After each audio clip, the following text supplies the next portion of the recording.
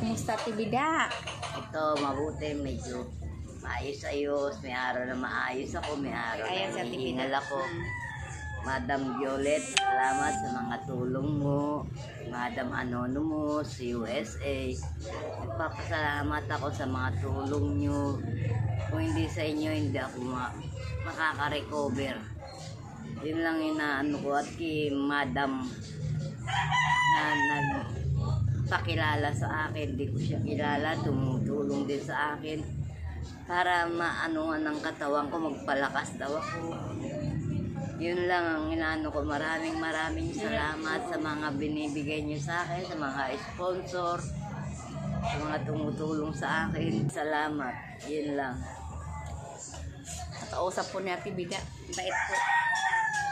Medyo malakas-lakas ako. Kaso todo echo lang ang kailangan ko para malaman ko kung saan nanggagaling ang laki ng puso ko. Bagyang kimot, hinihingal, nahihilo. Anong gagawin ko sa buhay ko? Nag-iisa lang ako sa buhay ko. Kaya namasaya na ako, tinutulungan niyo pa ako kahit ganito ko. Pati lalo na kay Ate Jenny na nagsusuporta sa akin. Kay Ate Melda. Dito ako nakikitira sa kaibigan ko, si Ate Melda. Kahit wala akong pera, sige pa rin ang tulong nila sa akin dahil naawa. Ayun lang, Madam Anonymous, Madam Violet, Madam. Ayun lang po. Maraming salamat po. Nahihirapan ako in Russia.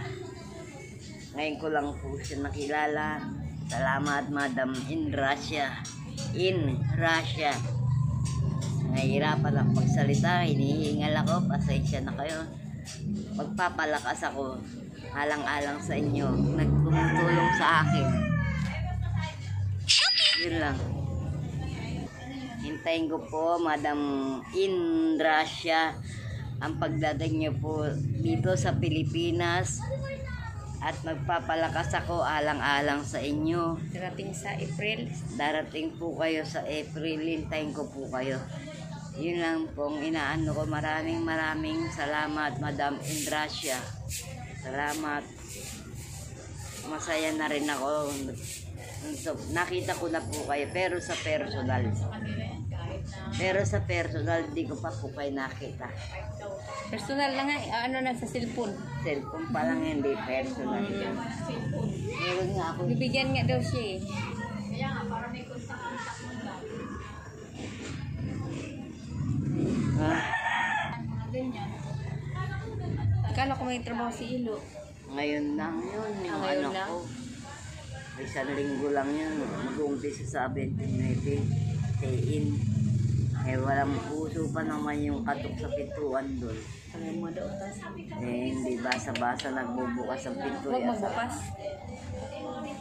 Makikita yung bahay, tinutulugan ko. Tsaka sinabi ko, walang ilaw. Yung bahay nyo doon sa... Oo. Sinabi mo sa kanya. Kaya, naintindihan naman siguro nila yun. Hindi naman ako nagsisinungaling. Ito, nakita mo kalagayan ng anak ko. Baka mamaya, pag-amin Ito po yung tinirahan po ni Ate Bida, si Maring Milda. Ayan. Ayan. Ayan, kaibigan ko. Tagal na kayo Violet. magkaibigan, no, Mars, no? Mga ilang taon na, Marcy? 8. Ay, hindi na magbilang. Hindi ko naman... Oo, matagal na palang panahon. Dito po siya nakatira po. Yan lang ako nakikitira sa kaibigan ko. Nahiya nga ako, wala akong pera. Pero tinatanggap nila Nakakain ako. naman, kahit walang pera. Tinatanggap nila ako maluwag sa puso nila na bilang kaibigan niya, pati asawa niya, mabait. Mabait. Wala ka masabi. Tapos, mga pang-ano sa sarili niya talaga.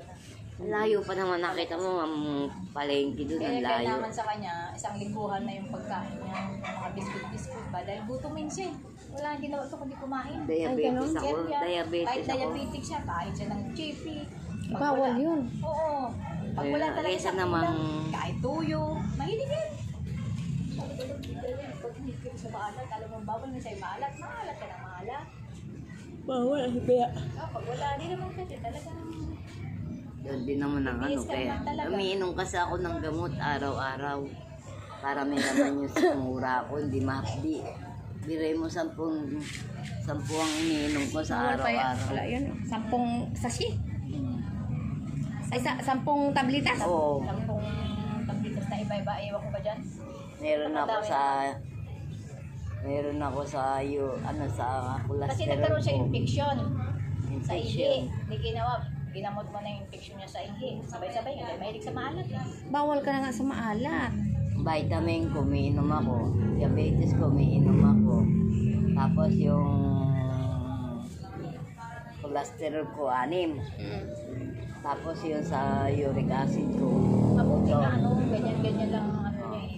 Parang mild pa lang talagang sakit niya. Hindi katulad sa iba na talagang malala. gumagapang na ako.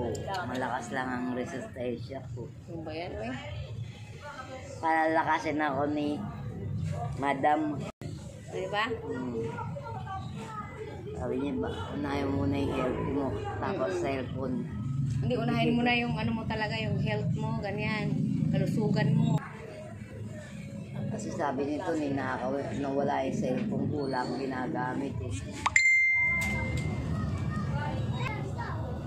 Yun lang, Madam in Russia. Yun kasi sa Russia.